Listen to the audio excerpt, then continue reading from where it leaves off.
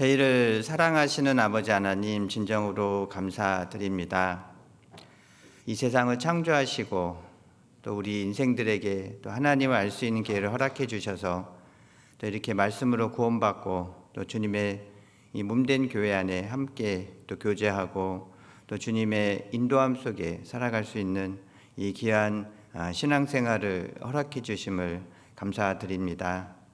비록 우리가 연약하고 부족한 점이 많이 있고 또 하나님을 의지하지 못할 때가 있지만 또 주께서는 변하지 않는 그 마음과 또 긍휼하심으로 저희를 이끌어 주시고 또 주님의 그 몸된 교회를 통하여 또 하나님의 역사를 이루어 가십니다. 고마우신 아버지 하나님, 비록 저희들이 부족한 점이 많이 있지만 주의 영광을 위해서 사용해 주시고 또 저희들의 생애가 또 끝나는 그날 또 주님 앞에 또 칭찬과 또 존귀와 또 영광을 받기에 합당한 모습으로 이끌어 주시길 바랍니다. 저희들이 또 주님을 위해서 살아가는 이 모든 삶들이 또 주님께서는 잊지 아니하시고 다 기억하셔서 또 그날에 갚아주실 것을 믿습니다.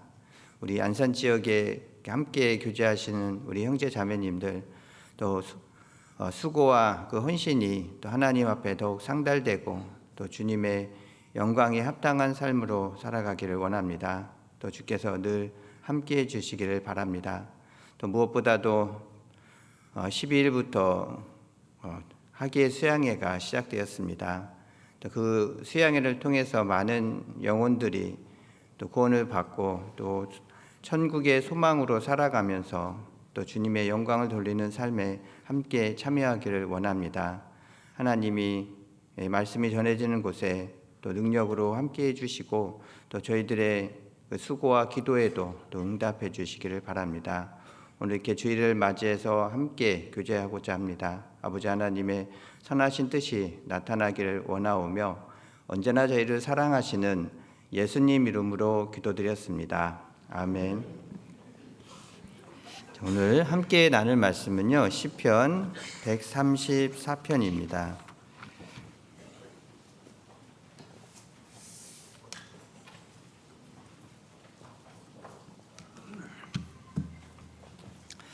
네, 찾으셨으면 한번 3절까지니까 길지 않아서 같이 끝까지 1절부터 3절까지 같이 읽겠습니다. 밤에 여호와의 집에 섰는 여호와의 모든 종들아 여호와를 송축하라. 성소를 향하여 너희 손을 들고 여호와를 송축하라. 천지를 지으신 여호와께서 시온에서 내게 복을 주실지어다. 예, 하여튼 반갑습니다. 이제 안산은 그 인천하고 이렇게 먼 거리가 아니고 같은 수도권에 있기 때문에 이제 저희들 이제 자주 왕래도 했던 기억이 많이 납니다. 이제 수양의 시간이 됐으니까 잠깐 수양의 얘기를 드린다면은 저희는 6차에 갑니다. 그러니까 저희라고 하니까 좀 헷갈리셨죠? 저는 인천은 6차에 가고 안산은 이제 5차에 간다고 들었습니다. 이제 5차, 6차가 그렇게 크게 떨어진 건 아니고 같은 이제 저희는 이제 중심교회니까 여러 가지 준비하는 일도 많거든요. 이제 거의 한 5월 달 정도부터 준비를 했던 것 같습니다. 이제 자매님들이 가장 바쁘셨을 것 같아요. 그리고 이제 저희들도 올해는 그 전도 숫자를 그 구역별로 이제 올해 초에 시작할 때 구역별로 올해 학예 수양에는 몇 명을 전도할 수 있을까 다 써내라고 했습니다. 그랬더니 이제 성심성의껏 쓰셔서 532명. 네, 별로 안 놀랐죠? 그럴 것 같아요. 여기는 사방팔방이라고 들었습니다. 그래서 800명인가? 나 그렇게 잘못 봤는데 800명이 아니고 400명이죠. 네. 그래서 인천이 더 숫자가 많을 텐데 어떻게 500명밖에 안 될까? 여기 와서 부끄러웠어요. 이제 하지만 이제 우리가 전도의 열매도 숫자도 중요하지만 저는 이런 생각을 늘 합니다. 한 사람의 영혼이라도 이제 마태복음에 있는 말씀처럼 그 한두 사람이 모인 곳에 그 하나님이 함께 하신다라는 그 말씀을 보면 한두 사람이라도 참 주를 위해서 이렇게 온전히 살아가려는 마음을 가지고 있는 분들이 참 귀하다. 이제 구원을 받고 나서 바로 어떤 생활의 변화나 어떤 삶의 변화가 탁 나타나면 좋잖아요. 근데 이제 뭐 그렇지는 않고 좀 시간이 지나야 이제 세상 때도 좀 벗어지고 또 교제에서 함께 참여하면서 이렇게 구원받은 그 삶의 모습이 나타나는 부분들이 많이 있습니다. 근데 이제 많이 구원받으면 그만큼 많은 분들 중에 함께 신앙적으로 할 수 있는 분들이 많이 이렇게 생기는데, 근데 이제 한두 사람이라도 진짜 명확하게 구원받아서 이렇게 삶의 모습이 변화되는 것들을 쭉 이렇게 보고 있으면 정말 그 힘이 됩니다. 그래서 이제 하계수양이가 다른 어느 때보다 그 말씀으로 구원받고 이렇게 삶이 변화되는 분들이 많이 있습니다. 또 뭐 시편 133편의 말씀처럼 여호와께서 복을 명하셨나니 곧 영생이로다. 그 형제가 연합하여 동거하는 그 삶 속에서 하나님은 이렇게 복을 주시는데 영생의 이렇게 축복, 이제 구원받는 그 숫자가 다른 때보다 또 명확하게 있기 때문에 그 한 해의 가장 중요한 시기라고 늘 생각을 합니다. 그래서 이제 1년치 농사를 짓잖아요. 농사를 졌으면은 농부의 소망은 그 소출이잖아요. 많이 거둬들인 게 농부의 소망이 되는 것처럼 하계수양의 때는 다른 어느 때보다 이제 열매를 거둬들인 시기다. 그러니까 이 시기를 가장 기도와 준비하고 또 어느 때보다 마음을 모으는 게 더 중요하다, 그런 생각을 늘 하게 됩니다. 그 인천 소식을 잠깐 말씀을 드리면 저희들은 이제 올해 이제 분가를 한 교회를 시킵니다. 이제 부평교회하고 서북교회 그 사이 정도에 이제 삼산동 밑에 정방 플라자라고 하는 곳이 있는데 거기에 이제 임천 중북교회를 이렇게 분가를 시킵니다. 이제 그 저희가 1917년도인가요? 17년도가 16년도에 그 부평교회를 이제 자립을 시켰는데, 그때 이제 현재 식교구라는 저희 교구가 같이 나가려고 했습니다. 이제 한 번에 두 개 교회를 분가를 시키려고 준비를 했는데, 그때 여튼 여건이 조금 힘들어서 그러면 부평교회 먼저 나가고 그 다음에 이제 다른 지역 그 교회가 이제 분가하다고 했는데, 시간이 지나니까 이제 그게 자꾸 그 마음이 그 뜨거운 게 사라지는 거예요. 자꾸 식어버리는 거죠. 그리고 뭐 건물이라든 게 금방 나오는 게 아니니까. 그래서 이제 부평교회가 분가한 후에 약 지금 8년이죠. 8년이 시간이 지났는데 그때 나가 준비했던 그 교구가 못 나가고 있었습니다. 근데 이제 올해 5월달이네요. 5월달 건물을 매입하고 거기에 이제 남았던 그 우리 형제자매들 분가를 준비하고 있습니다. 그래서 교회는 한 8월 중순이면 다 완공도 되고 이제 분가를 할 예정입니다. 거기에 그 가시는 분이 누군지 아시죠? 네, 박정현 목사님 가신대요. 그래서 저한테 특별히 얘기를 해주시고 가셨어요. 뭔 얘기인지 모르겠지만, 그래서 박정희 목사님이 이제 부목사님에서 이제 그쪽 발령 받으셔서 가시니까 많은 기도도 해주시면 좋겠습니다. 자, 오늘 시편 134편인데요. 이 134편에 그 제목이 있습니다. 제목에 제 성경에는 이제 그 야간의 성전 봉사자들의 찬양이라고도 나와 있고 성전에 올라가는 노래라고 되어 있습니다. 이제 성전에 올라가는 노래. 이 성전에 올라가는 노래는 이제 시편 120편부터 시작을 합니다. 쭉 134편이니까 약 15개의 시편이 성전에 올라가는 노래라고 되어 있습니다. 근데 이제 시편의 말씀은 이제 약 150편까지 있습니다. 근데 굉장히 많은 양인데 이게 뭐 다 흩어져 있다가 이제 성경은 하나님의 감동하심으로 기록된 말씀이지 않습니까? 그러니까 이 시편의 그 약 150편에 되는 많은 말씀들이 다 흩어져 있었을 거예요. 그리고 어떤 그 연관성도 없이 다 있었을 겁니다. 근데 어떻게 모여 있어요. 다 모여 있고 또 주제별로 어떤 거는 이렇게 성전에 올라가는 노래와 같은 한 제목과 이렇게 주제로 이렇게 서로 이렇게 인접해서 모아지게 된 것도 있죠. 자, 그것을 보면은 분명히 사람이 기록한 책이 아니고 하나님, 그 성령이 우리를 인도해 주시는 말씀이다라는 것을 생각할 수가 있습니다.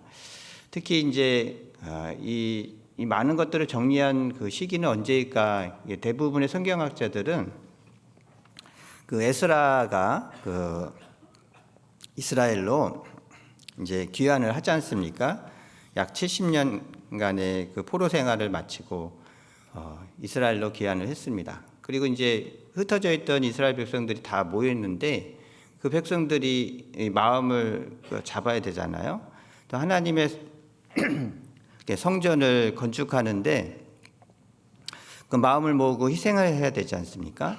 근데 그들의 마음을 모으기 위해서 에스라 선지자는 에스라 7장 10절에 보시면 에스라가 여호와의 율법을 이렇게 연구하여 준행하며 율법의 규례를 이스라엘에게 가르치기로 결심하였더라.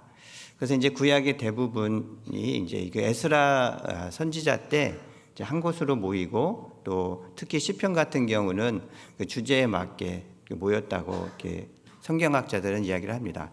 근데 이제 에스라 시대 때는 더더욱 그 하나님의 성전이 지어지고 또 성벽이 건축되는 그 중요한 시기지 않습니까? 그래서 성전을 향해서 올라가려고 하는 그 이스라엘 백성들의 마음을 더더욱 중요하게 또 그 마음을 모으기 위한 것들이 필요했다라는 거죠. 자, 그런데 이 에스라 성경에 에스라가 하신 그 성경을 쭉 이어진 것들을 살펴보면서 왜 성전에 올라가는 노래라고 이렇게 따로 모았을까? 이제 어떤 뭐 시대적인 구분이 서로 달랐던 많은 성경 중에 이것들을 이렇게 다 모았을까? 자, 그런 이유들을 이제 쭉 생각을 해보니까 이스라엘에게는 이제 세 개의 뭐 7가지 절기가 있지만 그 중에서도 이제 3번의 절기는요 다 예루살렘 성에 모여야 합니다. 모여서 그곳에 다 모여서 함께 성전에서 예비를 해야 되고 거기서 또 함께 교제를 하는 것들이 있었죠. 근데 이제 그 1년에 3번씩 왜 하나님은 이스라엘 백성들에게 가라고 했을까? 그 부분에서 생각해 보면 모여서 가야 되잖아요. 우리 안산교회 형제 자매님들도 수양관 가려면 모여 가잖아요. 나 혼자 버스 타고 가시는 분은 거의 없지 않습니까? 이제 교회에서 모여서 가든지 아니면 그 가족끼리 이제 모여서 갑니다. 그러면서 이제 우리의 신앙이 한 믿음과 한 소망으로 되어 있다라는 것들을 늘 다시 점검해 봅니다. 하나님이 우리를 구원받게 해주셔서 각자 다른 환경에서 신앙생활을 하지만 목표는 똑같고 또 바라보는 것도 똑같고 또 한 성령 안에서 교제한다라는 것을요 우리가 함께 모였을 때 늘 확인을 합니다. 저는 이제 92년도에 구원을 받았습니다. 근데 그때 학생 때였지만 그리고 이제 저와 같은 믿음을 같이 가지고 있는 것이 너무 신기했어요. 아니 어떻게 예수님의 피로 내 죄가 전부 용서됐다라는 게 그게 믿어질까? 저는 믿어졌으니까 이게 믿어진다는 사실이 너무 신기했습니다. 그래서 이제 그 외국에 있는 그 구원받은 사람들의 그 간증 같은 것을 쭉 이렇게 읽어봐더라도 너무 똑같아요. 시대와 어떤 나라가 다른데도 동일한 그 은혜와 말씀으로 같은 느낌을 가지고 있다는 게 너무 신기했었죠. 그래서 이제 수양회를 갔습니다. 이제 8월 달에 그때는 있었거든요. 근데 갔는데 거기에서 같이 이제 구원받은 분들하고 뭐 지역이 다 다르잖아요. 근데 너무 똑같은 말씀으로 구원받은 거예요. 그 천국의 소망이 너무 확실하고 이렇게 한 말씀으로 사람이 똑같은 기쁨과 행복을 갖는다라는 게 저는 굉장히 큰 감명을 받았었죠. 그리고 이제 12월 달 돼서 이제 그 동계 수련회를 갔습니다. 다시 그때는 이제 잠실에 있는 그 파크텔인가 호텔이었어요. 나름대로 이제 저는 뭐 학생 때 구원을 받았으니까 호텔을 가본 적이 없잖아요. 근데 놀랬습니다. 막 각 방에 뭐 침대도 있고 그 끼니가 되면은 웨이터들이 다 서빙을 해줬어요. 설거지 할 일도 없고 또 그 식사 봉사할 일도 없고 꿈 같은 일이죠. 우리 자매님들은. 네. 누가 차려주는 밥이 제일 맛있다고 하셨잖아요. 근데 그래서 그것을 보면서 거기서도 이제 구원 간증도 같이 하고 교제를 하는데 너무나 다 같은 마음들을 가지고 있는 것을 보고 너무나 이제 큰 기쁨이 있다. 그래서 성전에 올라갈 때도 우리가 이제 뭐 이스라엘에서 뭐 많은 사람들이 각각 다른 지역에서 오고 가고 했을 텐데 오고 가면서 각자의 신앙을 더 점검하고 그곳에서 한 곳에서 한 말씀으로 또 성전에 모여서 함께 떡을 떼고 또 하나님을 찬양하는 일을 했을 때 그들이 한 마음이 되어 있다라는 것을 또 느꼈겠구나. 그래서 하나님은 꼭 모이라고 하셨구나. 그런 생각을 늘 해보게 됩니다. 또 두 번째로는 이렇게 모이게 되면 무엇을 하냐면 분명히 아까 말씀드렸듯이 하나님이 내게 주신 은혜들을 서로 나누게 됩니다.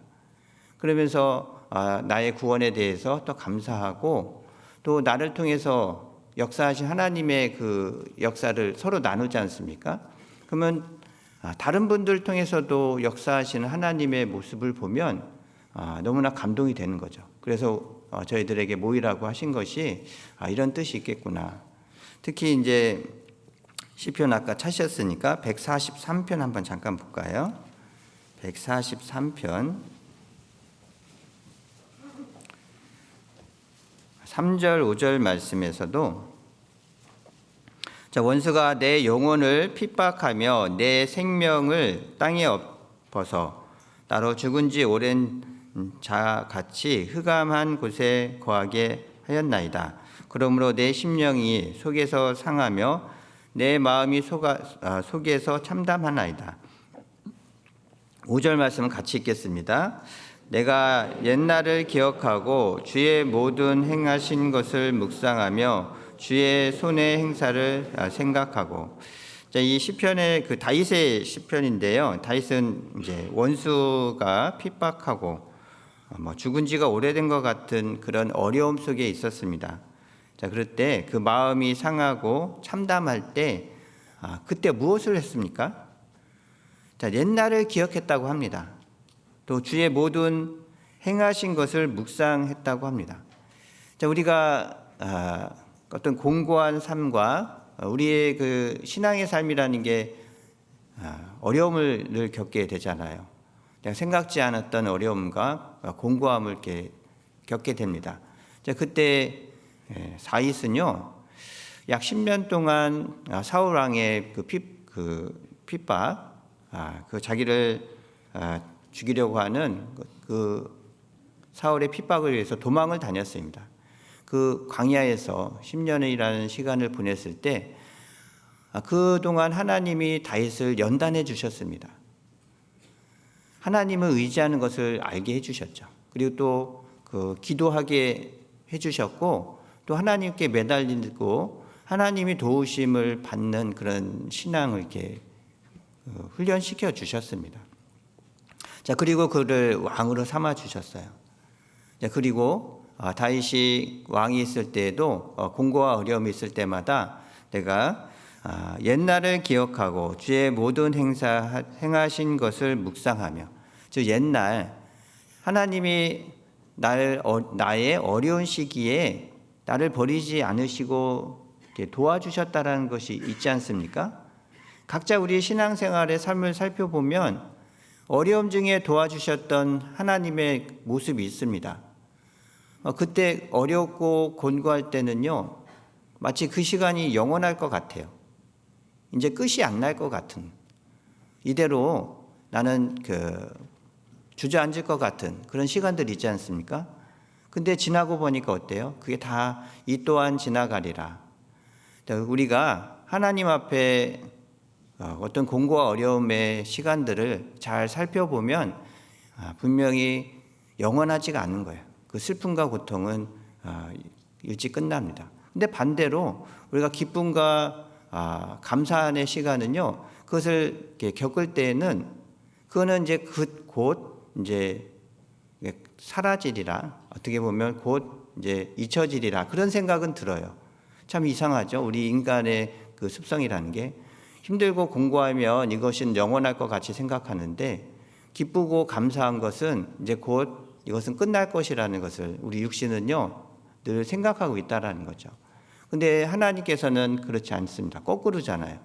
공고와 슬픔과 환난도 언젠간 끝이 납니다. 이것도 잠깐이에요. 그리고 기쁨과 영광과 우리가 하나님께 대한 우리의 소망은요 영원한 겁니다.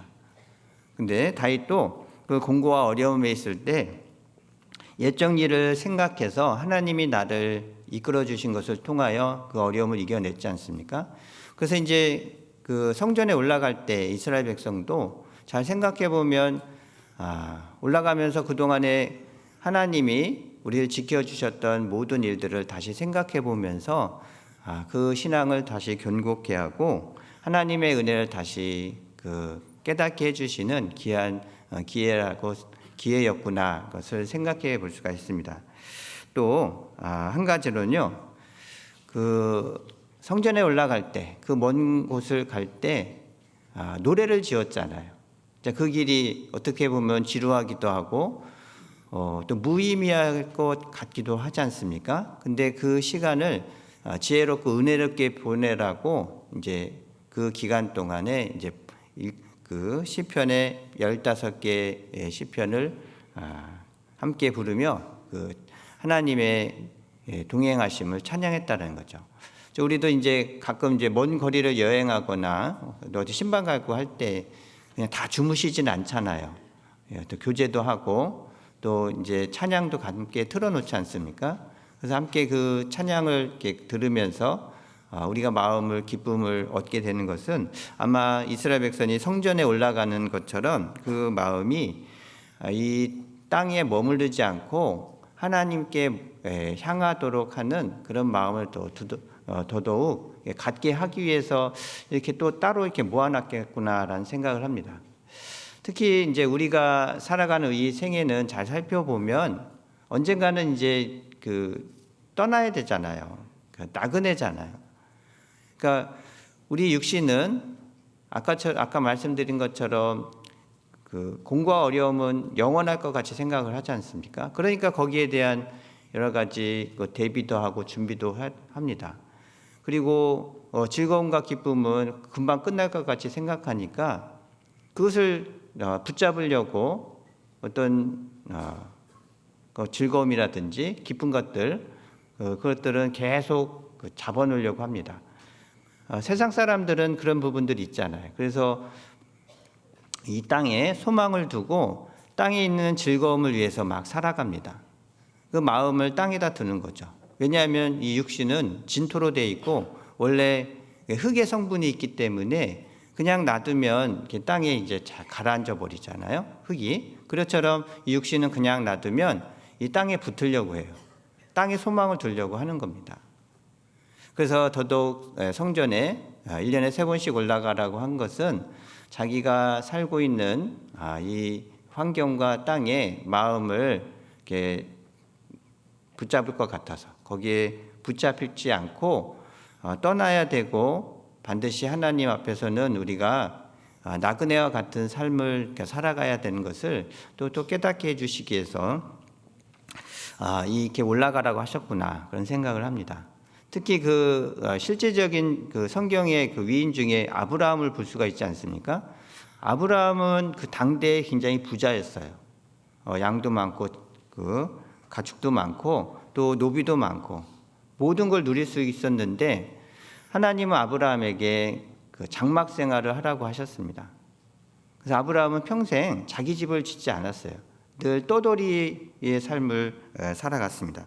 그것을 보면은 분명히 우리의 육신도 그냥 이 세상에 그냥 머무르려고 하는 그런 모습을 자꾸 하나님 앞에서 나그네의 삶을 살아간다는 것을 깨닫게 해주시기 위해서 1년에 3번씩 올라가라고 하셨구나. 그래서 제가 한번 따져봤어요. 1년에 3번이면은 몇 개월 단위로 올라가야 되나? 근데 4, 3, 12, 4개월 단위 올라가나? 그건 아니더라고요.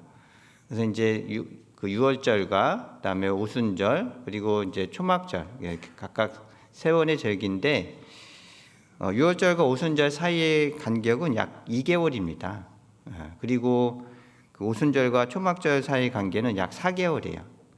그러니까 6개월 정도 안에는 3번을 옮긴 거예요. 그리고 6개월 동안 이제 충분하게 이제 살아가기 위해서 준비를 하고 움직였다는 것을 보니까 분명히 하나님께서는 우리에게 분명히 살 수 있는 길도 허락해 주시고 우리의 신앙과 믿음이 넘어지지 않도록 그렇게 절기를 주셨구나라는 생각을 해보게 됩니다. 다시 시편 134편을 가겠습니다.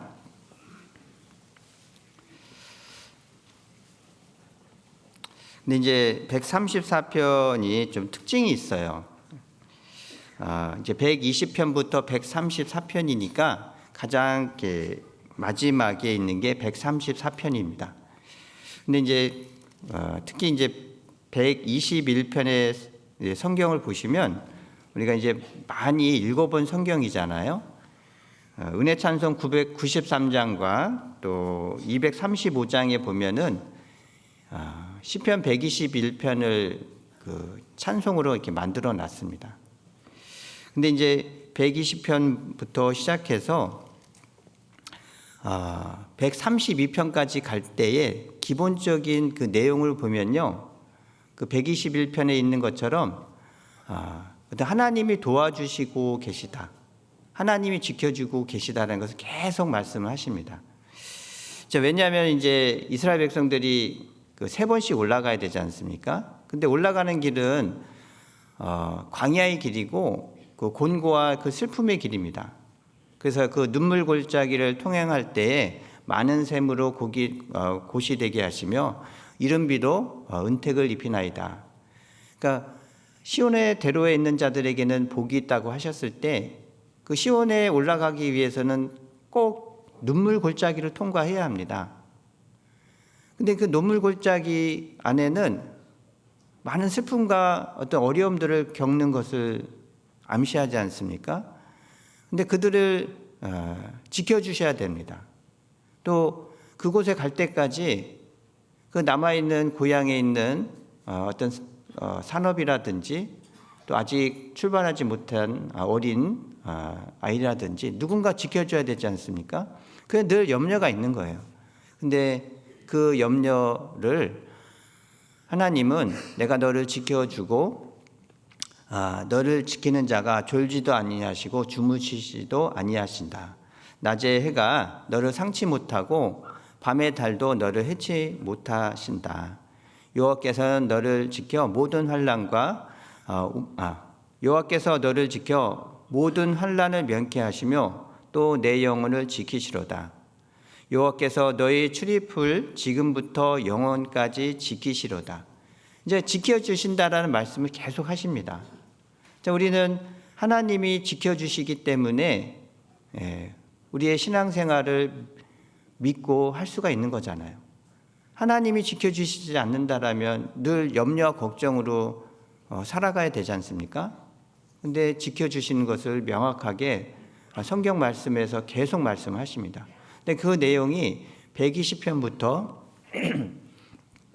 132편까지 내용이 쭉 되어 있습니다. 특히 이게 우리 출애굽기 34장 23절, 24절에 보면 똑같이 이제 이스라엘 백성들이 1년에 3번씩 그 성전에 올라가야 되는 것을 쭉 말씀하실 때 특히 24절에 보시면 내가 열방을 내 앞에 쫓아내고 내 지경을 넓히리니 내가 매년 3번씩 여호와 너희 하나님께 보이러 올 때에 아무 사람도 내 땅을 탐내어 엿보지 못하리라. 자, 아무 사람도 탐내어 엿보지 못하리라고 딱 말씀을 해주셨습니다.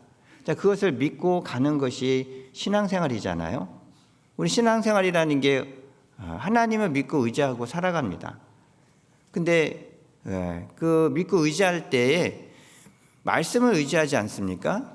그 말씀에 어떻게 돼 있는지를 알고 그 말씀대로 될 것을 믿고 살아가는 게 신앙생활입니다. 근데 이 세상에 종교들이 많이 있어요. 근데 대부분의 종교들을 살펴보면 어떤 종교 교주가 있죠. 뭐 마호메트라든지 아니면 뭐 다른 신들. 근데 종교의 창시자들은 살아있을 동안에 자기가 할 얘기들을 이렇게 쭉 합니다.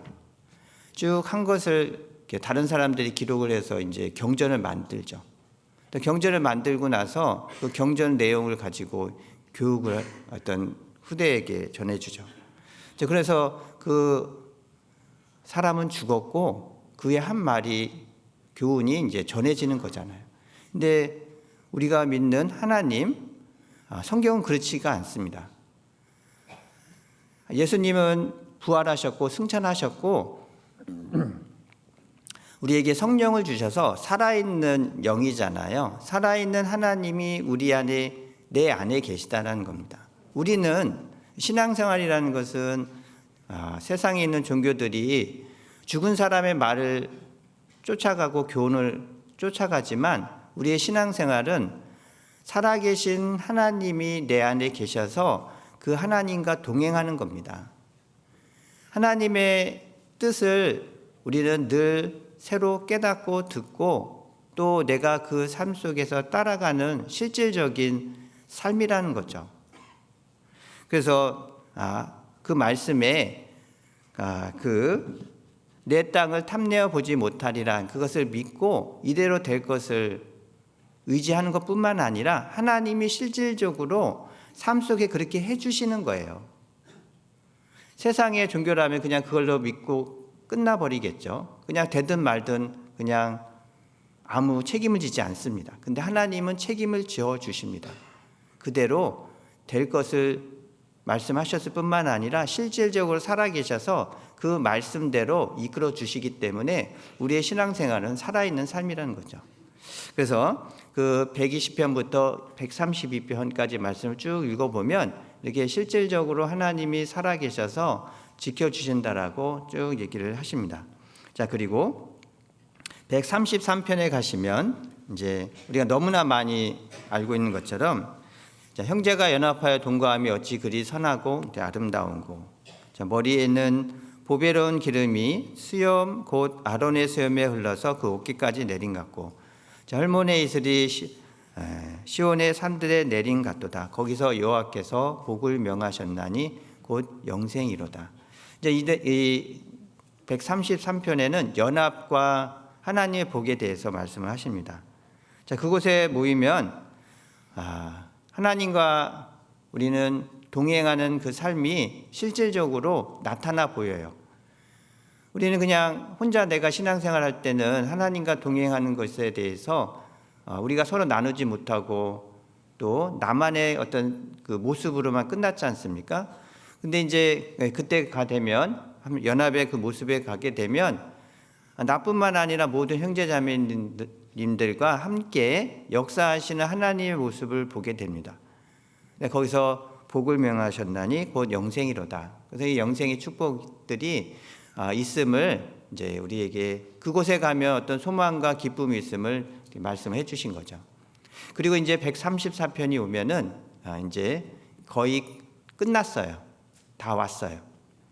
그래서 134편이 마지막에 기록된 이유가 있겠구나. 왜냐하면 이제 성전에 올라가는 시간이 다 끝나갈 때가 있지 않습니까? 마지막 편이라는 거죠. 되게 이 134편의 내용은 그래서 좀 내용이 다르더라고요. 특히 그 밤에 여호와의 전 집에 섰는 여호와의 모든 종들아 여호와를 송축하라. 이제 대부분 그 뭐든지 시작이 있으면 끝이 있지 않습니까? 이제 끝이 될 정도 되면 뭔가 이제 마무리하는 얘기들을 많이 합니다. 근데 이제 성전에도 다 도착을 했어요. 이제 성전에 들어가기만 하면 돼요. 그러니까 134편에서는 성전에 들어가서 어떻게 해야 될지, 또 최종적으로 하나님은 왜 그 성전에 올라가도록 하셨을까, 그런 목적들을 말씀을 하십니다. 이제 특히 이 하나님의 결국 우리에게 주실 것이 이제 복이라는 걸 말씀하시잖아요. 시편 134편 3절 말씀에 천지를 지으신 여호와께서 시온에서 내게 복을 주실지어다. 자, 시온에서 그들이 도착한 그 성전에서 하나님은 그들에게 복을 주실 것을 말씀하십니다. 그러니까 최종적으로 우리의 신앙은 하나님 앞에 복을 받을 신앙이라는 거죠. 자, 그런데 이 134편에서 좀 그 눈에 띄는 단어가 있더라고요. 저는 개인적으로 이 단어가 눈에 확 들어왔습니다. 우리 형제 자매님들은 어떤 단어가 제일 눈에 들어오십니까? 뭐니 해도 복이지. 그것도 있는데, 저는 이제 이 밤이라는 단어를 왜 여기다 쓰셨을까? 왜 굳이 밤이라고, 그것도 밤에 여호와의 집에 섰는 모든 여호와의 종들아, 이게 밤이라고 왜 굳이 쓰셨을까? 그런 생각을 해봤는데, 밤이라는 게 성경에서 어떤 그 교훈이 많이 되잖아요. 특히 이제 성경에서 어떤 시간의 흐름을 얘기할 때 저녁이 되고 아침이 되니 곧 뭐 첫째 날이라 둘째 날이라. 그래서 이제 저녁, 이게 밤이라는 것은요, 어떤 새로운 시작을 설명을 합니다. 그러니까 밤에 여호와의 집에 섰는 여호와의 모든 종들아. 그러니까 어떤 하나님 앞에 어떤 새로운 삶을 살아가는 어떤 시작의 모습을 더 말씀을 하시는구나, 그런 생각을 많이 듭니다. 특히 이제 134편이 끝에 써 있으니까 이제 그동안의 순례의 길은 다 끝나고 하나님 앞에 새로운 그 동행과 연합의 기쁨들을 맡기 위한 모든 것들이 이제 시작되는구나, 그것을 더 강조하겠구나라는 생각을 늘 하게 됩니다. 근데 또 그 밤이라고 하면 우리가 또 그 교훈을 받아야 될 게 있잖아요. 밤 하면은 그 어두우니까 악의 세력들, 또 그 옳지 않은 것들이 많이 움직이고 우리가 죄에 쉽게 유혹되는 시간들이 또 밤이기도 합니다. 그러니까 그 밤이라는 것을 보면은 우리의 신앙적으로 넘어질 수 있는 여러 가지 위험 요소들이 있기 때문에 더 주의해야 되는 시기다라는 것들을 또 생각해 볼 수가 있고요. 또 예수님께서 언젠가 우리에게 다시 오신다라는 그 약속이 실현될 거 아닙니까? 그 사도행전 1장에서도 이제 예수님이 부활하셨어요. 그리고 제자들과 함께 40여일을 함께 있으셨어요. 그리고 이제 갈릴리 그 감난산에 이제 있을 때 그 제자들이 예수님께 이제 물어보잖아요. 주의 그 언제 그 이스라엘이 회복되고 언제 주님께서 다시 오십니까? 그때 예수님께서는 너희가 내가 다시 오는 것은 너희와 그 오는 날과 시는 너희와 상관이 없고 오직 너희는 예루살렘으로부터 시작하여 유다와 사마리아와 땅끝까지 이르러 내 증인이 되리라. 예수님이 다시 오신다라는 그 시기 때는 아무도 모릅니다. 하지만 그 시기와 때가 분명히 오니까 너희는 모든 족속으로 제자를 삼아 아버지와 아들과 성령의 이름으로 세례를 주고 내가 너희에게 가르쳐 분부한 것을 지키라. 자, 이 어떻게 그날까지 살아갈 것을 쭉 말씀을 하셨습니다. 자, 이것을 잘 생각해 보면 우리가 다 소망하는 것들이 있지 않습니까? 하나님의 나라를 이렇게 소망을 합니다. 다 하나님의 나라가 빨리 왔으면 좋겠다. 또 천국에 빨리 갔으면 좋겠다. 그런 소망이 있습니다. 근데 하지만 이 세상에서는 우리가 해야 될 일이 있기 때문에 남겨두신 거죠. 근데 무엇을 하면서 살아가는 게 가장 합당할까? 이제 그 얘기를 해주신 거예요. 특히 누가복음 그 19장인가요? 보시면 예수님께서 그 제자들이 이제 제자들과 예수님이 예루살렘 성에 입성하려고 가고 계셨습니다. 근데 이제 그 제자들의 일부가 그 하나님의 나라가 도달할 것을 믿고 그 세베대 어머니, 즉 세베대의 자녀들 있잖아요. 그래서 야고보와 요한, 그래서 그 야고보와 요한의 어머니를 통해서 예수님이 예루살렘 성에 입성하시면 우리 아들들에게 좀 좋은 자리 좀 주세요라고 이렇게 얘기를 하잖아요. 그러니까 예수님이 네가 과연 그 잔을 받을 수 있느냐, 받을 수 있나이다. 하지만 내가 오른편이나 우편에 앉을 사람은 따로 예비되어 있고 내가 이 고난의 잔을 마셔야 할 것이다. 그리고 인자가 온 것은 섬김을 받으려 함이 아니라 도리어 섬기려 하고 자기 목숨을 많은 사람의 대속물로 주려 함이라. 자기의 죽으심에 대해서 쭉 말씀하셨어요. 근데 이제 그 제자들의 마음이 다 어떻습니까? 하나님의 나라가 당장에 나타날 것을, 당장 임할 것을 생각하는 거예요. 그래서 이제 다시 예수님에게 주여 언제 그 하나님의 나라가 임합니까? 그때 예수님이 하신 말씀이 그 문화 비유를 하십니다. 자, 그 어떤 귀인이 왕위를 받아 가지려고 먼 나라를 갈새 각각 그 종들에게 한 문화씩, 10문화를 가지고 각각 그 종들에게 한 문화씩을 나눠주고 각각 내가 어떻게 장사했는지를 이제 살펴본다고 하셨습니다. 그래서 어떤 사람은 한 문화를 가지고 10문화를 남기고 또 5문화, 어떤 사람은 한 문화 가지고 그대로 가지고 그 주인 앞에 섰지 않습니까? 그 귀인이 이제 왕위를 받아 가지고 왔어요. 와서 그 문화를 받은 종들을 다 불러와서 내가 무엇을 하였는지 다 정산하신다고 하셨습니다. 정산할 때 당연히 10문화를 남긴 종에게는 잘하였다 칭찬해 주시잖아요. 그리고 5문화.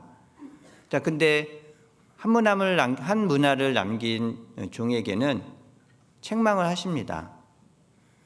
이것을 은행에다 넣었으면 그 별이라도 받았지 않겠느냐. 자, 분명히 그 말씀은 사도행전 1장에 예수님께서 승천하시기 전에 제자들에게 예루살렘부터 시작하여 유다와 사마리아와 땅끝까지 이르러 내 증인이 되리라. 자, 이 세상에서 다시 오실 예수님을 기다리고 있는데 언제 하나님의 나라가 임할지 그것을 바라보는 사람이라면 그 한 문화씩 받은 그 종처럼요, 그것을 어떻게 장사해서 그 주인에게 그 기쁨으로 그 열매로 드려야 할지를 그것을 생각하고 준비하는 것이 합당하다는 것입니다. 그래서 그 사도행전 1장과 누가복음 19장을 잘 살펴보면 분명히 귀인으로서 다시 왕위를 받아 가실 주님이 오실 거예요. 근데 그 사이에 무엇을 하는 게 주인의 칭찬을 받기 합당한 모습이냐? 당연히 받은 한 문화 같은 우리 구원, 우리의 생명이 있지 않습니까? 이 생명을 가지고 많은 영혼들을 구하고 하나님 앞에 우리 신앙의 열매, 또 우리 성품의 열매, 그 열매를 맺어 놓고 서 있어야 합니다. 그래서 그 모든 것들을 생각해 보면 다시 오실 주님의 모습, 다시 그 시기가 있다는 겁니다. 근데 이제 시편 134편에 밤에 여호와의 집에 서 있는 여호와의 모든 종들이라 하셨지 않습니까? 그래서 예수님은 이제 그 밤에 오실 것 같아요. 밤 깜깜할 때. 이제 그 뜻이 아니죠. 이 밤이라는 뜻은 이제 세상이 어둡고 혼란스럽고 또 모든 죄악이 점점 관영할 때 오시겠구나라는 생각을 합니다. 예수님이 초림하실 때도 밤에 오셨어요. 누가복음 2장에 보면은 그 목동들이 밤에 자기 양을 들에서 칠 때에 천사가 임해서 그들에게 나사렛 예수 그 베들레헴에서 왕이 나셨다 하셨지 않습니까? 그때도 밤이었어요. 그러니까 어떤 시기적인 밤도 그때는 되었지만 분명히 예수님께서는 혼란스럽고 어두울 때 분명히 오실 것이다라는 것들을 늘 생각해 볼 수 있다라는 거죠. 자, 그래서 이 밤, 근데 이제 134편에서 말씀하시기를, 자, 밤에 여호와의 집에 섰는 여호와의 모든 종들아. 왜 하나님의 그 종들, 성전에 다가간 우리 많은 유대인들에게 왜 밤에 서 있으라고 하셨을까? 이 밤에 이 세상적으로 생각하면 늘 그 어둠의 시기지 않습니까? 이 밤일수록 우리의 신앙이 넘어지기 쉽다라는 겁니다. 신앙을 지키기가 어렵기 때문에 서 있으라고 하신 거예요. 즉 내 신앙을 굳건하게 더 잡아야 되고, 주님이 오실 그 시기, 성전에 올라가서 모든 것들이 이제 기쁨의 시간이 되는 시기가 될 때에 밤과 같은 우리의 신앙을 넘어뜨리는 유혹의 때가 더 되니 더 주의하고 내 자신을 하나님 앞에 온전히 세워야 된다라는 뜻으로 말씀하셨다 생각을 합니다. 그래서 이제 밤이라고 하면은요, 사람들이 되게 나쁜 방향으로 가요. 특히 성경에서 밤에 나쁜 방향으로 간 사례가 있습니다. 우리 여기는 잡아두시고요. 잠언 7장 잠깐 찾겠습니다.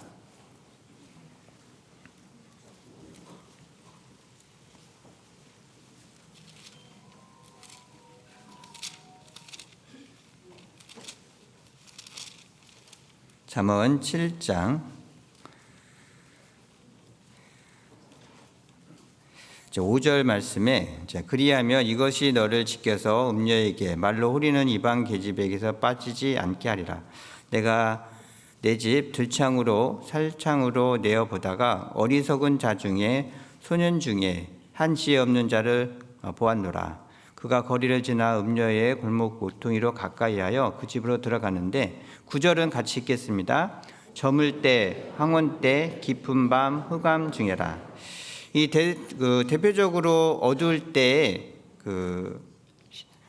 삶이 무너졌던 한 사람을 찾는다라면 이 어리석은 소년입니다. 이 어리석은 소년이 언제 넘어졌냐면 어두울 때요. 밤에. 이 밤에 사람은 자기의 악한 모습을 이렇게 더 드러나는 것 같아요. 평상시에 낮에는 스스로 자기를 제어하잖아요. 근데 밤이 되면은 그 모습이 나온다는 거죠. 특히 이제 마가복음 7장 16절에서도 보면은 사람 안에서 나오는 것이 사람을 더럽게 하느니라. 원래 그 본성이 있다라는 거예요. 근데 이 밤이 되면 자신의 그 본성이 밖으로 나와서 이 어리석은 소년처럼 밤에 죄를 짓고 넘어질 수 있는 모습이 있다라는 겁니다. 또 두 번째, 어두울 때 또 죄를 진 사람을 들으라면 이제 다윗을 들을 수가 있습니다. 사무엘하 11장에 보면 이제 다윗이 모든 자기의 부하들, 장군들은 전쟁하러 갔어요. 전쟁하러 갔는데 자기는 이제 저물 때에 침상에서 일어나 궁중을 거느렸습니다. 그리고 우리아의 아내 밧세바의 모습을 보고 또 마음에 음욕을 품고 또 우리아의 아내를 범하고 결국에는 우리아까지 전쟁터에서 몰아내서 죽이게 하는 살인죄까지 범했습니다. 저녁 때 간음죄와 살인죄까지 범한 거죠. 다윗도 이제 자기 자신이 분명히 하나님 앞에 온전히 살아가기를 원했지만 저물 때가 되니까 어두우니까요. 어떤 육신의 어떤 죄성이 있지 않습니까? 그 죄성이 나온 거예요. 다윗의 경우를 보면은 분명히 자기가 해야 될 일이 있고 또한 마땅히 또 왕으로서의 모습이 있지 않습니까? 근데 그게 저물게 되니까 그 모습을 잃었구나 그런 생각을 많이 해보게 됩니다. 근데 왜 사람들은 왜 밤이 되면 이 죄의 충동에 더더욱 빠지게 될까? 그 여러 가지 이유가 있겠지만 그 사람은 어두워지면요 그런 생각을 한다고 합니다. 그러니까 다른 사람이 나를 못 볼 것 같아요. 뭐 자기가 투명 인간이 되는 것 같은 생각을 하는 겁니다. 그래서 내가 무슨 악한 일, 생각은 있지만 행동으로 이렇게 나오면 어두울 때는 그거를 이제 안 보인다, 다른 사람이 못 봤다고 생각을 하는 거죠. 우리도 이제 그 뭐 횡단보도 같은 경우도 있잖아요. 낮에는 신호 잘 지키죠. 근데 밤이 되면은 그냥 과감하게 뭐 필요에 따라 그 바빠서 한 것뿐인데 왜 꼭 밤에만 그렇게 할까요? 나의 행동이 안 보인 것 같이 생각을 하는 겁니다. 그 욥기 24장 15절에 보면은 가늠하는 자의 눈은 저물기를 바라며 아무 눈도 나를 보지 못하리라 하고 얼굴을 변장하며. 자, 우리 시대에 더더욱 이제 더욱 악이 또 옳지 않은 것들이 꽉 차 있지 않습니까? 그럴 때 우리 스스로도 조심해야 된다는 것입니다. 세상이 이렇게 악하고 옳지 않은 일에 끌려가니까 나도 그 어두움에 같이 내 마음을 동조할 수가 있다라는 거예요. 그래서 134편의 밤에라고 하신 이유가 점점 주님이 다가오는 시기가 되면 세상이 악해지니까 그 악한 세상에 내가 점점 빠져가고 동조하고 그냥 거기에 휩싸일 수 있기 때문에 하나님은 그것을 조심하라고 더더욱 우리에게 말씀하셨구나, 그런 생각을 늘 해보게 됩니다. 또 이 밤이 되면 우리가 왜 더 죄를 더 쉽게 짓게 되냐면 이 저녁이 되거나 밤이 되면은 대부분 직장 생활 하시는 분들 많지 않습니까? 그러니까 일이 멈춰요. 시간이 남아요.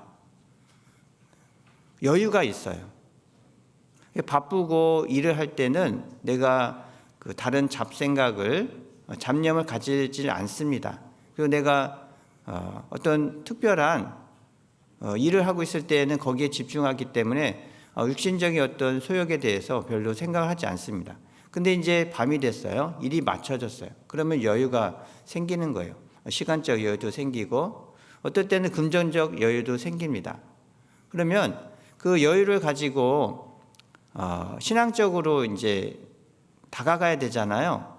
근데 그게 안 돼요. 집에 가면 우선 TV 리모컨부터 찾잖아요. 요새 무슨 TV 리모컨을 찾아. 핸드폰이면 다 되는데, 뭐 그런 분들도 있어요. 그래서 어떤 그 자매님이 이제 제가 모임을 갔을 때 그 자매님이 직장 생활을 하셔서 시간이 별로 없어요. 그러다가 이제 공교롭게 어떻게 좀 그 항암 투병을 하게 됐습니다. 그러니까 집에만 계신 거예요. 그 직장 생활할 때는 그 집에 오면은 이제 살림하고 또 애들 뒤치다거리 해주고 그러다가 또 성경 읽고 또 기도하고 이제 다음 출근하고 그런 게 늘 일상이었는데 집에 있다 보니까 할 일이 없는 거예요. 그래서 뭐 집안일이라고 조금 해놓고 이제 저녁에 이제 시간이 좀 남으니까 뭐 TV 리모컨을 이렇게 만지작 하고 보고 있으면 아들이 그때 온대요. 그 아들이 딱 오자마자 엄마 지금 뭐 했어? 그때 이렇게 몇 번 그렇게 아들이 이렇게 지저대는 거예요. 이거 좋은 의미예요. 그 천국의 사냥개라는 그 글이 있습니다. 우리가 도망가지 못하게 자꾸 쫓아와요. 우리가 세상으로 가지 못하게 사냥개가 늘 우리를 끊임없이 쫓아오고 지저댑니다. 그래서 깨어있게. 그래서 그 아들이 와서 엄마 뭐 했냐고 자꾸 물어보면은 몇 번 이렇게 혼나고 나니까 아들이 올 때쯤이 되면은 TV 리모컨 막 만지다가 재빨리 성경책을 바꾼대요. 이제 그러니까 우리 육신의 그 모습이 그렇게 있다라는 거죠. 그것은 다 똑같습니다. 이제 근데 밤에 우리가 시간이 남고 여유가 있으면 죄를 짓기 더 그 성향이 있다라는 거예요. 그 성향을 이겨내야 합니다. 그래서 에베소서 4장 26절 27절 말씀에서도 보시면 분을 내어도 죄를 짓지 말며 해가 지도록 붐을 품지 말고 마귀로 틈을 타지 못하게 하라. 이제 마귀가 언제든지 우리를 넘어뜨리려고 하지 않습니까? 누가복음 4장 13절에도 보시면 예수님이 그 광야에서 시험을 받으셨어요. 그럴 때 예수님께서 말씀으로 마귀를 쫓아냈습니다. 근데 마귀는 어떻게 했냐면 마귀가 모든 시험을 다 한 후에 얼마 동안 떠나니라. 마귀가 완전히 예수님을 떠난 게 아닙니다. 우리도요, 구원받고 신앙생활 하는데 우리의 죄의 습성이 완전히 사라진 게 아니지 않습니까? 늘 우리를 넘어뜨리려고 합니다. 또 세상의 유혹이 우리를 넘어뜨리려고 하고요. 또한 우리 육신의 그 원래 죄성이 또 우리를 넘어뜨리려고 합니다. 늘 쫓아다니는 겁니다. 근데 그것을 이겨내야 된다라는 거죠. 근데 그 이겨내는 그 모습에 말씀하시기를 아까 다시 시편 134편 어떤 모습으로 이겨내야 하는지를 말씀하셨는데 밤에 여호와의 집에 선론이잖아요. 서 있어야 돼요. 앉아 있으면 안 돼요. 서 있다라는 것은 열심히 자기 일을 하는 거지 않습니까? 부지런해야 돼요. 게으르면 안 된다라는 거죠. 우리 신앙생활은 부지런해야 합니다. 자, 다윗이 살인죄와 간음죄를 됐을 때도 어떻습니까? 게을렀기 때문에 그렇습니다. 낮에 무엇을 했는지 모르지만 왜 저녁 때 일어납니까? 일어나서 자기가 할 일이 없고 다른 모든 그 부하들에게 일을 다 맡겨놓고 자기는 할 일이 없는 거예요. 시간이 남으니까 죄성에 끌려서 넘어졌지 않습니까? 그러니까 사람은 부지런하라고 하나님께서 일을 주셨다 저는 늘 생각합니다. 창세기 이제 3장에 보면은 아담이 범죄를 하지 않습니까? 이제 범죄를 해서 하나님은 아담에게 내가 종신토록 수고하여야 그 소산을 먹으리라. 내 얼굴에 땀이 흘려야 식물을 먹고 이렇게 말씀하셨습니다. 노동을 이렇게 허락하셨습니다. 만약에 아담이 범죄하지 않았다라면 일을 할 필요가 없잖아요. 그냥 하나님이 주신 모든 것들을 누리면 됩니다. 근데 이제 범죄를 했어요. 죄를 지었습니다. 사람은 죄의 노예가 됐습니다. 죄의 습성이 마음에 있는데 그게 이제 나오는 거죠. 근데 그때 그 죄를 이길 수 있는 그 힘으로 주신 게 종신토록 수고하여야 그 소산을 먹으리라. 수고하는 것을 허락해 주셨어요. 그 수고를 통해서 우리는 죄를 이길 수가 있습니다. 하나님이 우리에게 저주로 주신 게 아니구나. 이거는 우리가 죄의 습성을 받고 죄의 모습으로 살아갔지만 그를 이길 수 있는 것으로 주신 것이라는 걸 늘 생각해 봅니다. 우리도 그런 걸 많이 느끼지 않습니까? 뭐 직장 생활을 하시는 분이라든지 뭐 여러 가지 나름대로 그 일을 하시는 분들은 늘 소망이 있습니다. 로망이. 내가 한 달만 아무것도 안 하고 좀 쉬고 싶다. 근데 한 달 정도 쉬어보니까 어때요? 그 로망은 일주일 안에 다 끝나요. 일주일 정도 쉬어보십시오. 빨리 일하고 싶다. 움직이고 싶다. 저희 그 교회에 어떤 그 운전하시는 분이 있어요. 근데 그분이 건강상 퇴직을 하셨습니다. 너무 좋아하더라고요. 내가 이 운전대 다시는 잡나봐라. 그래서 이제 그 자매님하고 뭐 지역교회도 가보기도 하고 또 시간도 같이 갖기도 하고 또 교회 봉사할 때마다 오셔요. 뭐 자매인 줄 알았어요, 저도. 근데 이제 그 퇴직하셨다라는 거예요. 근데 너무 많이 보여요, 교회에. 그래서 뭐 좋은 일이죠. 근데 그분이 그러더라고요. 나는 좋을 줄 알았다. 퇴직하면은 일 안 하니까 뭐 내가 하고 싶은 거 충분히 다 하고 재밌을 줄 알았는데 일주일 지나니까 너무 힘들다. 사람들이 왜 특히 남성분들이 산에서 많이 보이는 이유를 알겠다. 너무 할 일이 없는 거예요. 할 일이 없으니까 맨날 이제 교회에 봉사할 때 오시니까 감사하기는 해요. 근데 늘 있는 게 아니지 않습니까? 그래서 맨날 자매님을 태우고 교회로 옵니다. 그리고 안 가요. 자매님 끝날 때까지. 그래서 이제 자매님이 끝나야 이제 같이 모시고 가더라고요. 근데 그 사이에 이제 여러 가지 이제 고민도 얘기하시고 하는데, 이것처럼 하나님이 우리에게 부지런하여 열심을 품고 주를 섬기라 하시는 것처럼, 부지런하는 것은 내 신앙을 지키는 일입니다. 특히 밤에 여호와의 집에 섰는 여호와의 모든 종들을 하신 것은, 이 밤 어둡고 할 일이 점점 여유가 있고 할 일이 내가 그렇게 많지 않을 때 죄로 더 빠져갈 수 있는데, 섰는 여호와의 종들이라 하셨지 않습니까? 서서 부지런하게 하나님의 선하신 일에 내가 쓰임을 받고 살아가는 것 자체는요, 하나님이 허락해 주신 거예요. 그건 버리면 안 돼요. 그거는 꼭 잡아야 됩니다. 그래야 하나님의 선하신 뜻에서 우리를 지킬 수 있는 것입니다.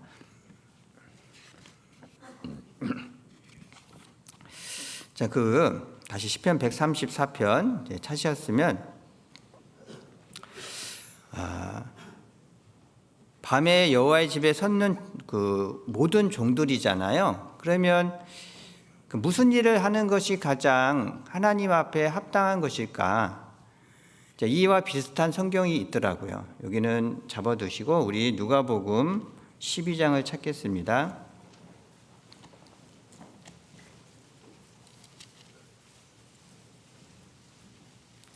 누가복음 12장.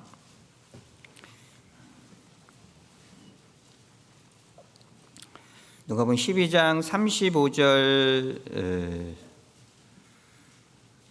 또 37절까지인데요. 여기는 같이 읽겠습니다. 허리에 띠를 띠고 등불을 켜고 서 있으라. 너희는 마치 그 주인이 혼인집에서 돌아와 문을 두드리면 곧 열어주려고 기다리는 사람과 같이 되라. 주인이 와서 깨어 있는 것을 보면 그 종들은 복이 있으리로다. 내가 진실로 너희에게 이르노니 주인이 띠를 띠고 그 종들을 자리에서 앉히고 나와 수종하리라. 이게 누가복음 12장에 예수님이 어떤 종에 대한 비유를 말씀하셨는데, 이 종이 어떻게 있는지 보면 허리에 띠를 띠고 등불을 켜고 서 있습니다. 이 밤일까요, 낮일까요? 네, 밤이겠죠. 등불을 켜야 되는데 여기는 등을 켜놨네요. 낮이니까. 네, 그런 수도 있겠지만 이제 밤에 돌아오는 주인을 기다리는 종의 모습입니다. 근데 그 종이 어떻게 했습니까? 서 있어야 돼요. 그리고 등불을 켜고 있어야 합니다. 근데 그 주인의 모습을 36절부터 쭉 보시면, 너희는 마치 그 주인이 혼인집에서 돌아오는 거예요. 마치 귀인이 왕위를 가지고 돌아오는 것처럼. 그 왕위를 받아 가지고 돌아올 때 기쁨으로 돌아오지 않습니까? 이 주인이 혼인집 잔치에 갔다 올 때도 기쁨으로 돌아오지 않습니까? 같은 모습인 것 같습니다. 돌아와 문을 두드리면 곧 열어주려고 기다리는 사람과 같이 되라. 근데 이 종이 서서 기다려야 합니다. 주인의 집에서 기다려야 합니다. 마치 시편 134편에 여호와의 집에 섰는 여호와의 모든 종들처럼 분명히 서서 기다리는 모습, 같은 모습인 거죠. 근데 여기서 이제 왜 서서 기다리면서 있어야 될까? 그것들 몇 가지 교훈을 받아본다면, 우선 주인이 오는 시기는 밤입니다. 깜깜할 때예요. 그러니까 조용하게, 세상이 악에 가득한 그때에 오시는 거죠. 근데 그때 올 때 주인의 모습이 어떠냐면 36절 말씀처럼 집에서 혼인집에서 돌아 문을 두드리면, 문을 두드린다고 하셨습니다. 우리 주님은요, 좀 젠틀하신 분이에요. 네. 예의가 있으신 분이에요. 남을 배려해 주시는 분이에요. 언제 오시는지 우리는 때는 그 시간을 알 수 없지만 자기가 오실 것을 보여주시는 분입니다. 우리 그 형제 자매님들도 그런 거 많이 느끼지 않습니까? 누구 집에 특히 이제 그 모임 때 방문할 때가 있잖아요. 그러면은 그 집에 도착하자마자 문부터 확 엽니까? 노크라도 하잖아요. 어떨 땐 초인종도 누르고 인기척도 해서 안에 있는 사람이 이렇게 준비할 수 있게 해줍니다. 마찬가지로 그 주인도 누가복음 12장의 주인도요. 그 종이 기다리고 있는 걸 압니다. 근데 문을 두드립니다. 이제 인기척을 해주시는 거예요. 갑자기 나타나서 놀래키는 것이 아니고 충분히 준비하고 시기에 맞게 살아가는 것을 해주시는 겁니다. 그 어둠의 시기에 오시지만 분명히 우리에게 준비하게 해주십니다. 그러려면 그 우리가 마태복음 24장의 그 말씀처럼 그 성전이 무너질 때와 그 예수님이 인자가 다시 오시는 그때는 어떻게 알리까? 내가 그 시기와 때는 너희가 알지 못하지만 그 징조로서 너희에게 알게 해주신다고 말씀하셨습니다. 그러니까 우리가 우리 시대에 보이는 예수님이 해주신 그 징조들은요, 그 돌아올 그 약속하신 시기가 다 된다라는 것을 보여주시는 두드림이라는 거죠. 지금도 우리를 두드리고 계시지 않습니까? 요즘 신문이나 뉴스를 보면 너무나 이제 그 깜짝 놀랄 일들이 많이 있습니다. 이제 푸틴의 그 우크라이나 침공 사건을 보면서 저는 그런 생각이 늘 들어요. 저게 빨리 끝나질 않으니까, 그리고 모든 나라가 이제 관심에서 멀어지잖아요. 그러면서 이제 계속 뭔가 일어나겠구나. 근데 다른 나라들은 별로 관심이 없어요. 그 나라가 이렇게 하든 말든. 근데 거기에다 무기를 팔아 먹으려고 그 혈안이 되어 있는 나라들이 많이 있습니다. 혈안이 되어 있는 그 기업들이 많이 있고요. 그래서 처음에는 이제 구식 무기를 막 거기다 쏟아 부었잖아요. 옛날 무기 이제 청산하는 거예요. 그러다가 이제 신형 무기들을 거기다가 이제 다시 써먹어 봅니다. 이게 정말 그 효과가 있는지 없는지. 마치 3차 대전이 되면은 3차 대전 때 어떤 무기가 가장 효과가 있을지 미리 거기 테스트하는 그 시험장 같아요. 이것도 써보고 저것도 써보고 빨리 끝날 것 같은데 안 끝내고 이거 계속 막 쏟아붓기도 하고 또 바꿔보기도 하고. 그러면 예수님이 말씀하신 에스겔 36장과 37장이 나와 있는 그 마지막 전쟁에 대한 모습들을 우리 시대에 더 보여주고 계시는구나. 그리고 또 인공지능에 대해서도 너무 많이 나오지 않습니까? 사람이 할 수 있는 것을 다 기계가 하고 또 가상현실, 가상 그 캐릭터 같이 사람을 대신해 갖고서 그 일을 하게 하고 또 말을 하게 하고 우상이 그 말하는 것을 복종하지 아니하면 모든 사람들을 이제 이렇게 죽인다고 하는 계시록 13장과 그 말씀들이요. 지금 다 착착 준비되고 있구나. 그것을 보면서 우리는 이 세상은 떠날 준비, 즉 문을 두드리고 계시는 주님의 모습이다라는 것들을 우리는 생각해야 합니다. 분명히 인기척을 해주시는 분입니다. 근데 이제 그 인기척을 못 들을 때가 있는 거예요. 너무 주변이 소란스러우면 못 듣지 않습니까? 그처럼 밖에서 우리가 하나님의 목소리에 귀를 기울이고 내 마음을 이렇게 굳건하게 하고 이렇게 자꾸 세상에 이렇게 머무르려고 하는 우리 그 진토와 같은 습성이 있어요. 그것을 하나님이 두드리는 그 인기척에 자꾸 귀를 기울여서 그 육신의 습성을 자꾸 이겨내야 되거든요. 근데 이제 세상에 있는 그 소리들, 세상에서 방해하는 잡소리들이 우리의 주님이 두드리는 인기척을 못 듣게 합니다. 세상에서 여러 가지 정치적인 얘기, 경제적인 얘기, 또 위험한 얘기, 그리고 어떨 때 보면 내 속 안에서도 잡소리가 많이 나잖아요. 어떤 내가 하고 싶은 것들, 내가 좋아하는 것들, 내가 버리지 못하고 계속 끌고 가는 그 나만의 어떤 내 욕심으로, 내 즐거움으로 살아가고 싶어하는 것들, 내가 좋아하는 소리들, 그런 소리들이 자꾸 커버리면은요 인기척을 못 듣는 겁니다. 주님은 열심히 두드리는데 내 안에서는 더 큰 소리가 들리고 있어요. 거기에 귀를 기울이고 있어요. 그러면 주님의 인기척을 못 듣는 거죠.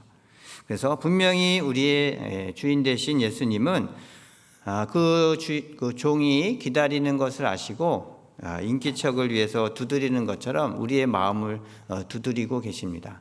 자, 그 소리에 이제 귀를 기울여야 하는 거죠.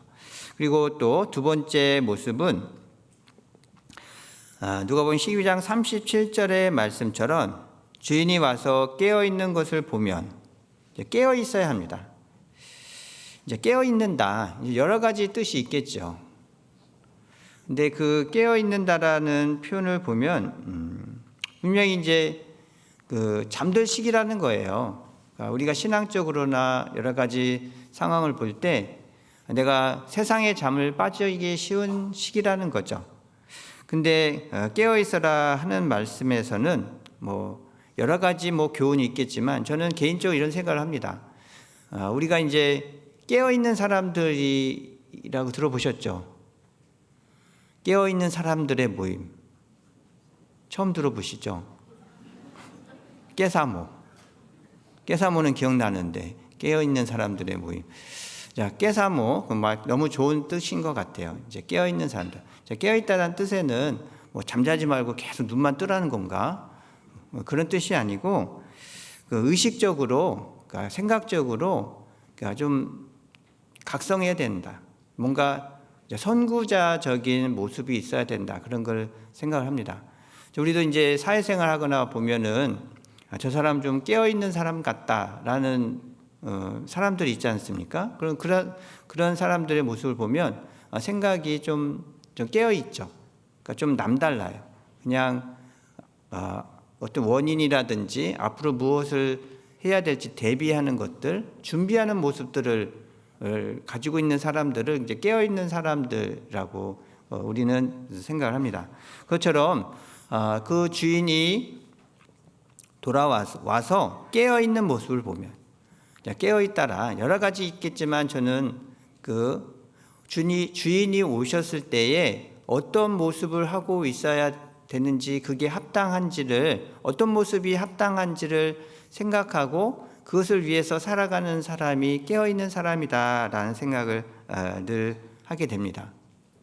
그렇지 않습니까? 우리도 직장 생활을 하거나 사회생활을 하게 되면 그 오너, 상급자가 볼 때 그냥 보통적으로 자기가 하는 일에만 머무른 사람보다는 뭔가 깨어 있어서 계획도 하고 준비도 하고 앞날에 대한 대비를 하는 사람들을 보면 좀 더 의지가 되고 또 함께 나누고 싶어 하지 않습니까? 그것처럼 깨어있는 종의 모습이라면 앞으로 오실 주님의 앞에 서야 될 것을 생각하고 그의 합당한 모습을 준비하는 것이 진정 깨어있는 종의 모습이구나라는 것을 생각해 보게 됩니다.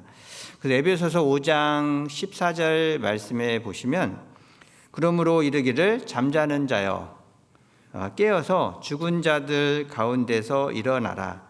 그리스도께서 내게 비추시리라 하셨느니라. 자, 잠자는 자가 있다라는 거예요. 자, 죽은 자들 사이에서 잠자는 자가 있다라는 거예요. 겉으로 보면은 다 똑같습니다. 잠자는 자나 죽은 자나 겉으로 보면 다 똑같습니다. 근데 깨어서 일어나라고 합니다. 자, 죽은 자처럼 세상에 내 마음과 생각이 푹 빠져 있어서 하나님 보시기에 합당치 못한 삶으로 살아가는 겉모습은 다 똑같다라는 거예요.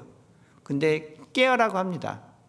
이제 주님이 오실 때에 합당한 모습으로 살아갈 것을 준비하고 거기에 그 모습을 합당하게 준비하는 것이 깨어있는 사람의 모습이라는 거죠.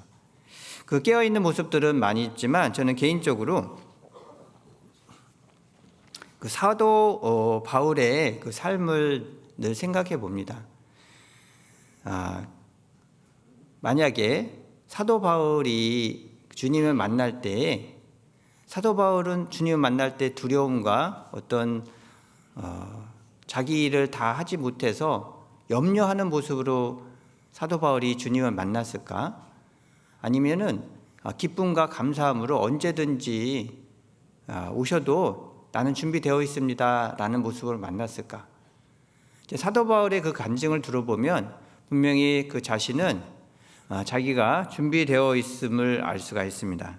우리 디모데후서 4장 찾겠습니다.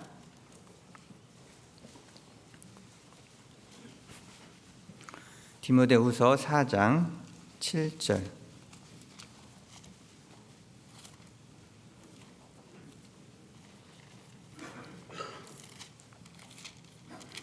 4장 7절을 제가 읽겠습니다. 내가 선한 싸움을 싸우고 나의 달려갈 길을 마치고 믿음을 지켰으니 이제 후로는 나를 위하여 의의 면류관이 예비되었으므로 주 곧 의로우신 재판장이 그날에 내게 주실 것이니 내게만 아니라 주의 나타나심을 사모하는 모든 자에게니라. 이제 바울이 디모데후서는 자기가 이제 마지막 서신서입니다. 이제 자기 죽음을 앞두고 그 제자 디모데에게 유언과 같은 편지를 합니다. 근데 그가 말씀하시기를 내가 선한 싸움을 싸우고 나의 달려갈 길을 마치고 믿음을 지켰으니 자 그리고 나를 위해 의의 면류관이 예비되었으므로 그날에 내게 주실 뿐만 아니라 주의 나타나심을 사모하는 모든 자에게라. 자 어떤 주님이 나타나시는 것을 사모하는데 자신을 위해서 예비된 면류관이 있다. 그리고 나의 달려갈 길을 다 마쳤다. 다 끝냈다라는 거잖아요. 마치 우리가 이제 학생 때 방학 때라든지 무슨 과제물을 이렇게 제출할 때가 있지 않습니까? 근데 그것을 다 끝냈어요. 완벽하게 했어요. 아니면 시험 공부를 시험 전에 시험 준비가 완벽하게 다 돼 있어요. 그러면 뭐 두렵지가 않잖아요. 언제든지 시험 더 빨리 봤으면 좋겠어. 그런 마음이라는 거죠. 어떻게 보면 사도 바울과 같이 자신의 생애에서 당연히 해야 될 일을 다 마쳤다라고 할 수 있는 사람은 누구 얼마나 될까? 자, 그런 마음으로 살아갈 수 있다라면 너무나 좋겠다. 자, 그런 모습이라면 주인이 언제 와도 부끄럽지 않고 당당하게 맞이할 수 있겠구나. 우리의 삶의 모습이 그런 것 같습니다. 우리는 늘 주님 앞에 서게 된다라는 것이 기쁜 일이에요. 근데 한편으로는요, 두렵기도 합니다. 내가 세상에서 하나님께서 주신 그 은혜와 그 삶의 모습에서 나의 할 일을 다 마쳤을까? 나는 자신 있게 주님 마라나타 주여 오시옵소서 나처럼 그런 간증을 할 수 있는 삶을 살아가고 있을까? 이제 그 시간대를 알지 못하니까 그 때까지 최선을 다해서 살아가라고 해주신 것은 늘 감사합니다. 하지만 나도 바울처럼 저렇게 말을 할 수가 있을까? 그래서 저는 사도 바울의 이 간증을 볼 때마다 늘 부끄럽습니다. 이렇게 살아가지 못한 것 같은 나의 삶을 그래서 더더욱 그 종이의 모습처럼 깨어서 서서 주인을 기다려야 되는 마음을 또 이렇게 표현하셨구나라는 생각도 듭니다. 그리고 또 어떤 일에 있어서 종의 모습에 깨어 있어야 되냐면 이 잠언 31장에 보면은 그 현숙한 여인의 모습이 나옵니다. 이 현숙한 여인도요. 이건 한번 찾아볼까요? 잠언 31장.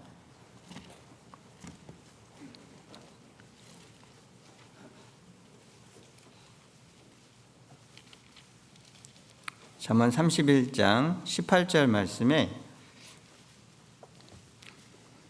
자기의 무역하는 것이 이로운 줄을 깨닫고 밤에 등불을 끄지 아니하고 손으로 손뭉치를 들고 손가락으로 가락을 잡으며 그는 간과한 자에게 손을 펴며 궁핍한 자를 위하여 손을 내밀며 22절 그는 자기를 위하여 아름다운 방석을 지으며 세마포와 자색 옷을 입으며 그 남편은 그 땅의 장로로 더불어 성문에 앉으며 사람의 아는 바가 되며 그는 배로 옷을 지어 팔며 띠를 만들고 상고에게 맡기며 그 현숙한 여인의 모습이 나옵니다. 이제 이 현숙한 여인이라니까 우리 자매님들만 해당하는 것은 아닐까 하시면 안 되죠. 이 현숙한 여인은 우리 그리스도인의 그 현숙한 삶의 모습을 말씀하시고 우리 교회가 하나님 앞에 그 세마포를 입은 신부와 같은 그 삶의 모습을 살아가는 것을 이제 쭉 말씀하셨는데 이 현숙한 여인의 모습을 봐도 18절 말씀에 자기의 무역하는 것이 이로운 줄을 깨닫고 이롭다, 즉 합당하다. 또 어떻게 보면은 그 남편과 가족들 삶의 그 세상에서 하나님 앞에 이로운 거예요. 좋은 일이에요. 옳은 일이에요. 그 옳은 일이라고 한다면 밤에 등불을 끄지 아니하고 밤에 등불을 끄지 않습니다. 부지런한 거예요. 자기 일에 충실한 거예요. 그 일을 위해서 온전히 모든 것들을 다 쏟아서 살아가는 것이 현숙한 모인의 합당한 모습입니다. 또 그리고 그 여인의 그 22절의 말씀처럼 그는 자기를 위하여 아름다운 방석을 지으며 또 자기를 위한 모습이죠. 자기를 위해서 아름다운 방석을 짓는다. 방석은 어찌 앉으라고 주는 거잖아요. 근데 아름다운 방석이라면 그 시대의 그 풍습으로 볼 때 어떤 존귀한 자리, 그 상을 받고 칭찬을 받는 자리, 그 자리에 아름다운 방석으로 준비를 한다. 즉 자기가 받을 영광에 합당한 모습으로 준비하며 살아가는 삶을 얘기를 합니다. 분명히 주님 앞에 우리가 다시 서야 됩니다. 성전에 올라가는 노래의 마지막처럼 그 성전에서 선룸 여호와의 모든 종들아 성소를 향하여 손을 들고 여호와를 송축하라. 천지를 지으신 여호와께서 시온에서 내게 복을 주실 것이라. 최종적으로의 목적은요, 여호와께서 복을 주시리로다. 복을 받는 것. 하나님은 우리에게 복을 주시려고 구원해 주셨고, 또한 우리의 신앙생활을 이제 허락해 주시고 살아가고 있습니다. 근데 그때 밤에 서 있는 종이라면 분명히 어떤 모습이 가장 합당한지를 생각해야 된다는 거죠. 다시 오시는 주님이 확실하고 우리가 살아가는 시대가 밤과 같이 하나님의 오실 그 시기가 가까이 되었는데 서 있어야 되는 겁니다. 부지런해야 되고요. 주의 일에 현숙한 여인처럼 그 이론지를 깨달았으면 그 일에서 밤에 등불을 끄지 아니하고 그 일에 최선을 다해서 살아가는 것이 또 합당한 모습이라는 것을 쭉 말씀을 하십니다. 그래서 이제 시편에 134편 그 이제 성전에 다 도착할 마지막 때에 어떻게 보면 우리 시대에 더 필요한 교훈이 아닐까 생각을 합니다. 마지막 때에 우리가 어떤 모습으로 살아가야 되는지 한번 교훈 받으셨으면 합니다. 그럼 제가 기도하고 마치겠습니다. 저희를 사랑하시는 아버지 하나님 감사드립니다. 이 세상을 창조하시고 또 하나님을 알 수 있는 기회 있게 허락해 주셔서 이렇게 구원받고 또 몸된 교회 안에 하나님이 양육해 주시는 그 은혜 속에 이렇게 살아가게 해주셨습니다. 무엇보다도 주님 앞에 다시 서는 그날까지 하나님은 저희들을 지켜주시고 그에 합당한 모습이 되기를 원하십니다. 밤에 여호와의 집에 서 있는 그 깨어있는 종들의 모습처럼 저희들도 하나님 앞에 의로운 것이 무엇인 것을 늘 깨닫고 그 일을 위해서 최선을 다해서 살아가는 우리 형제 자매 되도록 도와주시길 기도드립니다. 오늘 함께해 주심을 감사드리며 언제나 저희를 사랑하시는 예수님 이름으로 기도드렸습니다. 아멘.